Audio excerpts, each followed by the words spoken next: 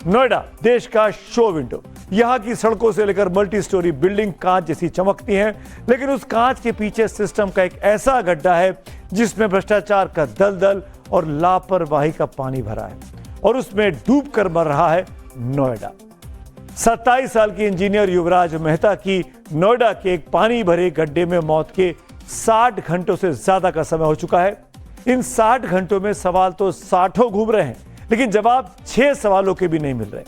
ना नोएडा की अथॉरिटी, ना नोएडा पुलिस, ना फायर विभाग, ना एसडीआरएफ, ना जिला प्रशासन, कोई भी इन सवालों का जवाब देने की स्थिति में अब तक नहीं दिखा है कि 27 साल के युवा इंजीनियर की सिस्टम की सरासर लापरवाही के कारण कैसे मौत हो गई। युवराज मेहता की मौत के 60 घंटे से ज्यादा बीत गए हैं, लेकिन नोएडा अथॉरिटी, नोएडा के आला अधिकारी अब भी फाइलों में कमेटी का खेल खेल रहे हैं।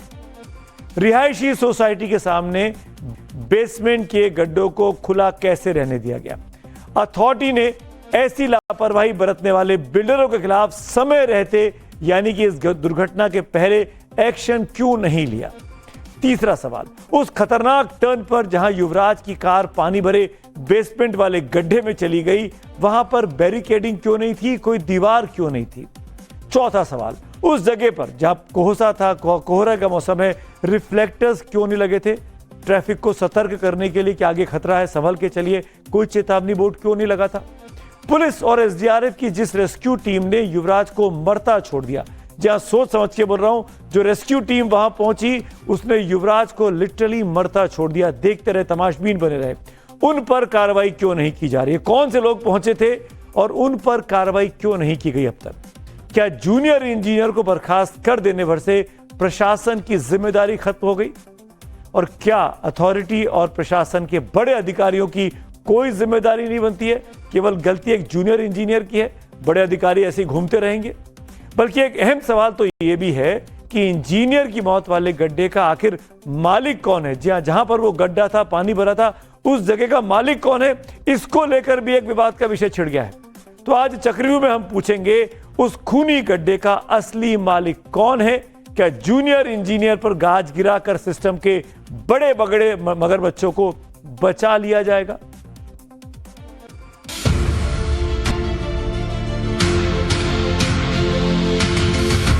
वो चिल्ला रहा था हेल्प के लिए, लेकिन कोई जो वहां पर खड़े तमाशबीन थे उनमें से कोई आगे नहीं बढ़ रहा था।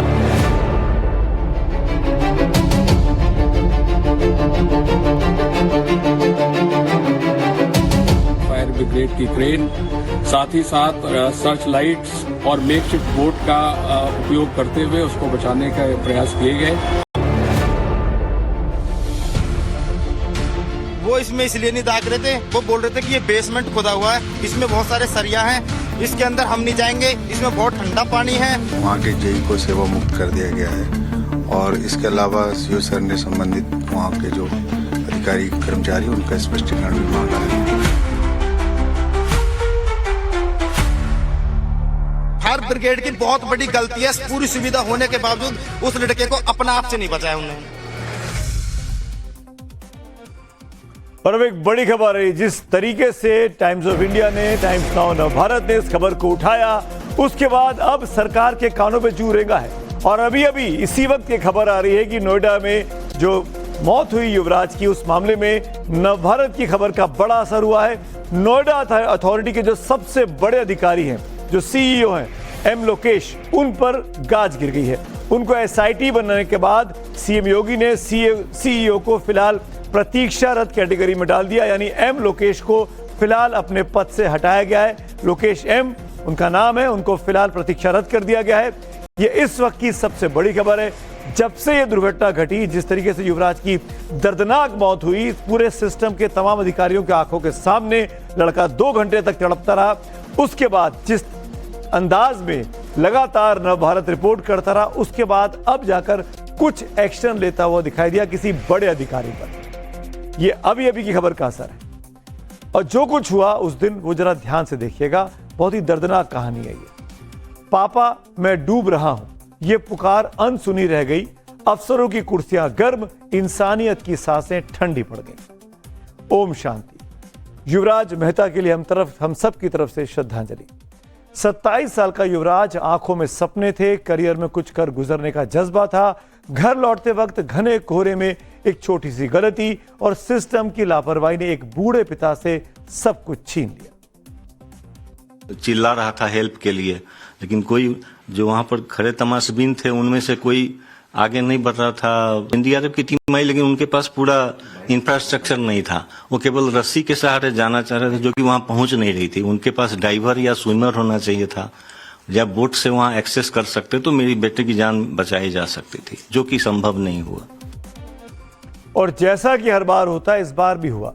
नोएडा अथॉरिटी के कामकाज के तौर तरीकों पर सवाल उठे तो बलि का बकरा सबसे पहले एक छोटा सा जूनियर इंजीनियर को बनाया गया और उसको बर्खास्त कर दिया गया। उसकी सेवाएं तत्काल प्रभाव से समाप्त कर दी गई। पूरे मामले पर क्या कर रहे हैं नोएडा अथॉरिटी के एडिशनल सीईओ सतीश पाल, उनका एक बयान सुबह आया था।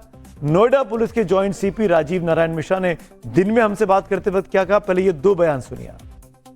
जी, जैसा कि आप जानते हैं कि एक वहाँ के जेई को सेवा मुक्त कर दिया गया है और इसके अलावा सीओ सर ने संबंधित वहाँ के जो अधिकारी कर्मचारी उनका स्पष्टीकरण भी मांगा है। उसके पश्चात जो है अग्रिम कार्रवाई जांच उपरांत करेंगे। फायर ब्रिगेड की लेडर, फायर ब्रिगेड की क्रेन, साथ ही साथ सर्च लाइट्स और मेकशिफ्ट बोट का उपयोग करते हुए उसको बचाने का प्रयास किए गए और फाइनल रेस्क्यू एसडीआरएफ को जोड़कर सुनिश्चित किया गया है। उस समय 0 विजिबिलिटी थी। इस घटना के संबंध में जो पीड़ित है उनकी तरफ से, उनके परिवार की तरफ से दी गई तहरीर के आधार पर सुसंगत धाराओं में थाना नॉलेज पार्क में अभियोग पंजीकृत किया गया है। हादसे की जांच की जा रही है और जो भी इसमें दोषी पाया जाएगा उसके विरुद्ध कठोरतम कार्रवाई सुनिश्चित की जाएगी। एडिशनल सीईओ साहब जांच की रस्म अदायगी वाला बयान दे रहे हैं तो नोएडा पुलिस के बड़े अधिकारी कह रहे हैं कि उनके पास युवराज को बचाने के तमाम उपाय थे, लेकिन कहा गया कि 0 विजिबिलिटी भारी पड़ गई। दरअसल ये 0 विजिबिलिटी अधिकारियों और कर्मचारियों के दिमाग पर ज्यादा दिखी, क्योंकि युवराज उनका अपना खून जो नहीं था। एक युवा था जो कि उनका वोटर हो सकता था, लेकिन वोटर था कि नहीं था, इसीलिए उसको जाने दिया गया। उसकी जान लिटरली इन अधिकारियों की असंवेदनशीलता ने ले ली। अपने रेस्क्यू में युवराज का उसको डेड बॉडी का रेस्क्यू हुआ। युवराज का तो रेस्क्यू नहीं कर पाए 4 घंटे तक। जब उसकी आपको जरूरत थी तब वहां पर ना पुलिस की सीढ़ी मौजूद थी, ना रस्सी थी, ना कोई लाइफ जैकेट मौजूद था। सवाल है कि युवराज की मौत का जिम्मेदार सिर्फ एक जूनियर इंजीनियर है। बड़ी मछली क्यों बाहर है? जब तक हमने एक कॉपी तैयार की तब तक केवल जूनियर इंजीनियर पर कार्रवाई हुई थी। अभी खबर आई है कि सीईओ को भी फिलहाल के लिए प्रतीक्षारत कैटेगरी में डाल दिया मुख्यमंत्री ने। 3 दिन बाद वही जांच कमेटी का लॉलीपॉप दिया गया। नोएडा की घटना का सीएम योगी आदित्यनाथ ने जांच के लिए एक 3 मेंबर एसआईटी बना दी है। मेरठ के कमिश्नर एसआईटी को उसको लीड करेंगे। इसमें एडीजी मेरठ होंगे, पीडब्ल्यूडी के चीफ इंजीनियर भी शामिल किए गए। 5 दिनों में जांच करके एसआईटी की टीम मुख्यमंत्री को रिपोर्ट सौंपेगी। उसके बाद आगे की कार्रवाई के बारे में चीजें तय होंगी। पर युवराज तो जा चुका है। युवराज के साथ यह सब जहां हुआ, वहां से सिर्फ 46 किलोमीटर की दूरी पर हिंदुस्तान का सबसे मॉडर्न एयरपोर्ट बन रहा है, जेवर एयरपोर्ट। मात्र 46 किलोमीटर की दूरी पर दावा किया जा रहा है कि यह एशिया का सबसे मॉडर्न और सबसे बड़ा एयरपोर्ट होगा। जिस सेक्टर 150 में यह दर्दनाक हादसा हुआ, वो नोएडा का सबसे महंगे सेक्टर्स में आज की तारीख में गिना जाता है। यहां पर 3-4 करोड़ का मकान लेना सामान्य सी बात है। अब सोचिए कि ऐसी महंगी और आलीशान जगह पर तमाम लोगों की आंखों के सामने, जी हां, इन सरकारी बाबुओं की आंखों के सामने सरकारी मदद ना मिलने से एक लड़का मर जाए तो गलती किसकी कही जाएगी? क्या दुनिया के सामने नोएडा अथॉरिटी और जिला प्रशासन यही वर्ल्ड क्लास सिटी की छवि पेश कर रही है? सवाल सीधे सरकारी बाबुओं से है। इसीलिए जो जिम्मेदार लोग हैं उनका चेहरा जरा एक बार ध्यान से देखिए, पहचान लीजिए। बारी बारी से दिखाता हूं गौतम बुद्ध नगर को, यानी जिसको हम कहते हैं नोएडा, वो कौन लोग चला रहे हैं। नोएडा की डीएम मेधा रूपम नाम का है, मेघा रूपम। नोएडा अथॉरिटी के चेयरमैन दीपक कुमार साहब है। सीईओ एम लोकेश, जिन पर अभी गाज गिरी है। अभी जब खबर में पढ़ने आया हूं तब ये ब्रेकिंग न्यूज आई कि एम लोकेश को प्रतीक्षारत, सस्पेंड नहीं किया है, प्रतीक्षारत किया गया है। जूनियर इंजीनियर को बर्खास्त कर दिया गया। और नोएडा की पुलिस कमिश्नर लक्ष्मी सिंह, अब नोएडा में कमिश्नरेट है, लक्ष्मी सिंह उसकी मालिक है, कमिश्नर है। प्रदीप कुमार चौबे साहब चीफ फायर ऑफिसर है नोएडा के, ये भी एक वरिष्ठ अधिकारी हैं। इन्हीं की टीम सबसे पहले पहुंची थी। तो ये कुछ चेहरे हैं, नोएडा प्रशासन को चलाने वाले ये कुछ चेहरे हैं जो अगर इनके लोगों ने ठीक दुरुस्त तरीके से काम किया होता तो आज ये युवा युवराज मेहता हम सबके बीच होता। आप देख सकते हैं किस तरीके से इस पूरे मामले में अल्ट्रा मॉडर्न एसी कमरों से लेता ये अधिकारी ऑर्डर जारी करते हैं। 31 दिसंबर को एक ट्रक भी यहाँ पर पलटा था, तो ये इसी साइट पर एक और एक्सीडेंट हो चुका है। सिर्फ 15 दिन में क्यों कोई एक्शन नहीं लिया गया? ये आपको प्रॉपर अथॉरिटी इसका रिप्लाई करेंगे जी। सर, आपका आगे का क्या वर्क मेजर्स रहेंगे और क्या इंस्पेक्शंस आगे चलते रहेंगे? ये चीजें हैं, इनको करना है। So this is the SGM here, Greater Noida SGM here. सुना आपने, ग्रेटर नोएडा के एसडीएम हैं, बोल रहे हैं प्रॉपर अथॉरिटीज जवाब देंगे। प्रॉपर अथॉरिटी और कौन होता है? एसडीएम सीईओ नहीं होगा तो कौन होगा? और इस तरीके से बयान देकर बचने की कोशिश करते हैं बड़े बड़े अधिकारी दिखाई दे जाते हैं। इधर युवराज की मौत की वजहों का खुलासा पोस्टमार्टम रिपोर्ट से भी हो चुका है। देखिए पोस्टमार्टम रिपोर्ट क्या कहती है। युवराज के फेफड़ों में पानी भर गया था, फेफड़ों में 200 मिलीलीटर पानी पाया गया। पानी की वजह से पहले युवराज का दम घुटा और इसके बाद हार्ट फेल हो गया। अब यह समझिए खूनी गड्ढे का मालिक आखिर कौन है। यह भी एक बड़ा कंट्रोवर्सी सामने आ रही है कि वो जगह जो थी जहां पे पानी भरा हुआ था वो आखिर थी किसकी, उसका मालिकाना हक किसका था, क्योंकि इस पर भी अब टोपी ट्रांसफर का खेल चल रहा है। जानकारी के मुताबिक स्पोर्ट सिटी विकसित करने के लिए नोएडा अथॉरिटी ने 5 प्लॉट अलॉट किए थे, जिसमें से एक प्लॉट नोएडा सेक्टर 150 का SC02 भी था, जो करीब 13.29 लाख वर्ग मीटर में फैला हुआ है। इस हिस्से को लोटस ग्रीन नाम का डेवलपर है, उसको अलॉट किया गया था, लेकिन लोटस ग्रीन ने इसे 24 अलग अलग कंपनियों को सब लीज कर दिया, यानी दिया गया मुझको और मैंने 24 अलग अलग लोगों को अपने हिस्से की चीज बांट दी। बताया यह भी जा रहा है कि इस पूरे मामले की जानकारी नोएडा अथॉरिटी को दी ही नहीं गई, यानी जो कुछ लोटस ने किया उसकी जानकारी दिए, अधिकारियों को जानकारी दिए बगैर यह काम कर लिया गया। लेकिन जब नोएडा अथॉरिटी को जानकारी मिली तो अथॉरिटी ने साल 2020 के पास यहां पर काम रोक दिया और तब से यह प्लॉट खाली पड़ा है। यहां पर गड्ढा है, शायद बेसमेंट बनाने के लिए या नींव डालने के लिए गड्ढा किया होगा, उस गड्ढे को पाटा भी नहीं गया। सर, लगातार इस मामले को लेकर के छानबीन में आखिर ये प्लॉट जो है ये किसके नाम से, आपको बता दूं कि जो प्लॉट जो है ये नोएडा के अंदर जो है यह स्पोर्ट सिटी विकसित करने के लिए नोएडा अथॉरिटी ने 5 ऐसे जगहों को अलॉट किया था, जिसमें से ये जो हिस्सा आप देख रहे हैं जो कि सेक्टर 150 का भूखंड SC02 है, यह मूल रूप से जो है ये लोटस ग्रीन को आवंटित किया गया था। लेकिन लोटस ग्रीन ने इसे साल 2014 के आसपास इसे जो है 24 अलग अलग कंपनियों को सबलीज कर दिया था। इसके बाद अथॉरिटी ने काम यहाँ पर करने से साफ तौर पर रोक लगा दिया गया, क्योंकि अथॉरिटी की तरफ से यह निर्देश दिया गया था कि यहाँ पर स्पोर्ट सिटी विकसित करनी है, जिसमें यहाँ पर जो है खेल के अलग अलग यहाँ पर व्यवस्थाएं की जाएंगी, जहां पर यहाँ पर टेनिस कोर्ट बनाए जाएंगे, बैडमिंटन कोर्ट बनाए जाएंगे, उसके अलावा यहाँ पर इंडोर स्टेडियम भी बनाया जाएगा। लेकिन उसे नजरअंदाज कर यहाँ पर जब लोटस ने अलग अलग कंपनियों को सबलीज किया तो उसके बाद जो है जो अलग अलग जो बिल्डर की कंपनियां थी उन्होंने यहाँ पर जो है कमर्शियल काम करना शुरू किया, जिसके बाद अथॉरिटी ने साफ तौर पर रोक लगाते हुए कहा कि 70% यहाँ पर स्पोर्ट्स एमिनिटीज विकसित होनी है और 30% जो है उसको कमर्शियल तौर पर इस्तेमाल कर सकते हैं। तो सुना आपने किस तरीके से लापरवाही बढ़ती गई। नोएडा में आए दिन हादसे होते रहते, लेकिन यहां की खबर आमतौर पर सुर्खियां नहीं बनती, लेकिन अब की बार सुर्खियां बनी तो लखनऊ तक सुनाई दी। लेकिन जवाब हमेशा की तरह वही सरकारी अंदाज में मिला कि दोषियों को बख्शा नहीं जाएगा। सुनिए कैसे लखनऊ से नोएडा तक सरकारी सुर कितने मिल रहे हैं। ये पूरी घटना बहुत ही दुखद है। सरकार ने उच्च स्तरीय जांच के निर्देश दिए हैं। जो भी दोषी पाया जाएगा, चाहे नोएडा अथॉरिटी के लोग हों या STRF की टीम हो, कड़ी कार्रवाई होनी चाहिए और उच्च स्तरीय जांच रिपोर्ट आने के बाद इसमें बहुत ही कड़ी कार्रवाई होगी। सरकार ने गंभीरता के साथ लिया है। हमारी पूरी सरकार पीड़ित परिवार के साथ खड़ी है। जिम्मेदारी तो किसी न किसी की लेनी ही होगी किसी को, और इसमें कोई दो राय नहीं है। ये बहुत दुखद घटना हुई, सख्त एक्शन और आगे नजीर बने ताकि आगे कोई किसी को अपनी जान ना गंवानी पड़े। उनके माता पिता के साथ जो हुआ है मैं बहुत कष्टदायक है, पीड़ादायक है।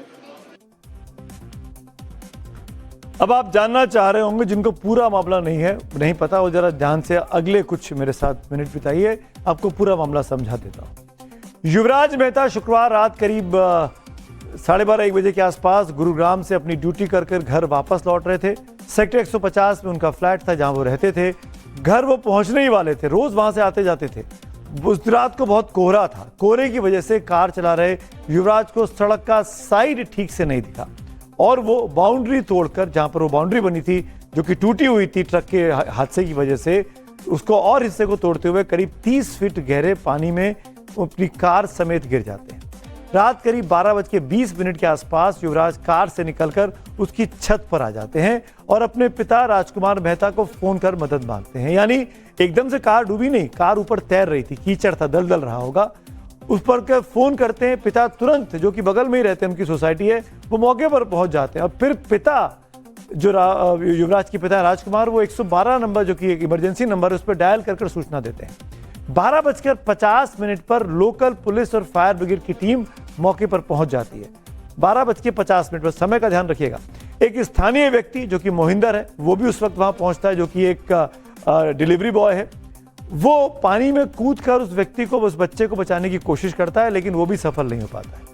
रात 1:15 बजे एसडीआरएफ की टीम वहां पहुंचती है। इस दौरान युवराज की आवाज कमजोर पड़ने लगती है। वो लगातार बचाओ बचाओ की आवाज लगा रहा था, अपने मोबाइल से लाइट को दिखा रहा था, फ्लैश लाइट को, कि कोहरा था तो दिख सके कि वो कहां पे है। सुबह अब के बाद अब ये दुखद कहानी शुरू होती है। करीब 4:30 बजे, 5 घंटे चले रेस्क्यू ऑपरेशन के बाद, युवराज की डेड बॉडी वहां से मिलती है। यानी 12:30 बजे से लेकर 4:30-5 बजे के बीच में पूरा का पूरा हादसा हो जाता है और किनारे पर पुलिस अधिकारी, फायर के अधिकारी सब खड़े हुए हैं। चश्मदीदों के मुताबिक रेस्क्यू टीम के पास बोट थी, बावजूद उन्होंने युवराज को बचाने की जहमत नहीं उठाई। कभी ठंडे और गहरे पानी का हवाला देते रहे, तो कभी बेसमेंट में, कि ये बेसमेंट का इलाका है, नीचे सरिया हो सकता है पानी के, अगर उतरेंगे तो सरिया चुप जाएगा, अंधेरे का वक्त है। कभी तब वो डिलीवरी बॉय सामने आता है, जो मनिंदर जिसका नाम है, वो हिम्मत दिखाता है। रेस्क्यू टीम नहीं गई, वो मनिंदर पानी में जाता है कि मुझे रास्ता बांधो, मैं पानी में कूद जाता हूँ। वो पानी में छलांग लगाता है, लेकिन जब तक वो पहुंचता लड़के तक, तब तक काफी देर हो गई थी। सुनते उसका क्या कहना है। वो इसमें इसलिए नहीं दाग रहे थे, वो बोल रहे थे कि ये बेसमेंट खुदा हुआ है, इसमें बहुत सारे सरिया हैं, इसके अंदर हम नहीं जाएंगे, इसमें बहुत ठंडा पानी है। मैं जब उन्हें ड्रामा करते करते लगभग 2 घंटे हो गई, लड़का 2 घंटे जीवित था, गाड़ी पे बैठा हुआ, टॉर्च दिखा रहा था, बाकायदा बोल रहा था कि भाई प्लीज मुझे बचा लो, मुझे किसी भी तरीके से बचा लो। गजब है। नोएडा अथॉरिटी का, जिसका इस साल का बजट 8,700 करोड़ रुपए ज्यादा है। जी हाँ, 8,700 करोड़ रुपए की अथॉरिटी है ये। चश्मदीदों के मुताबिक वो भी नहीं दिखाई दी, वो भी बहुत बाद में आई। जहरीली गैसों से बचाव के लिए ऑक्सीजन का किट होना चाहिए, वो भी उस वक्त नदारद दिखा। और सबसे अहम बात जो है वो कि रेस्क्यू टीम के लिए, कि युवराज को बचाने के लिए जो रेस्क्यू टीम वहां पहुंची, उसको ट्रेंड होना चाहिए, यानी वो हर काम में पारंगत हो। स्विमिंग वो जानते हो, अगर पानी में कूदना हो या आग से किसी को निकालना हो या ऊपर चढ़ना हो, तो वो सब चीजें उनको आती हो। लेकिन ये लोग तो कह रहे थे पानी से डर लग रहा है, पानी ठंडा होगा, क्या होगा, पानी में सरिया हो सकता है। एक परिवार की खुशियां खत्म हो गई। एक बूढ़े पिता की आंखों से बेबस उनका बेटा उनकी आंखों के सामने चला गया। युवराज की माता का देहांत 2 साल पहले स्किन रोग से हो गया था। अब उस पिता का एकमात्र जो बेटा था, इकलौता, वो भी चला गया। सुनिए नोएडा के इस खूनी गड्ढे के आसपास करोड़ों के फ्लैट में रहने वाले लोगों का अब क्या कहना है।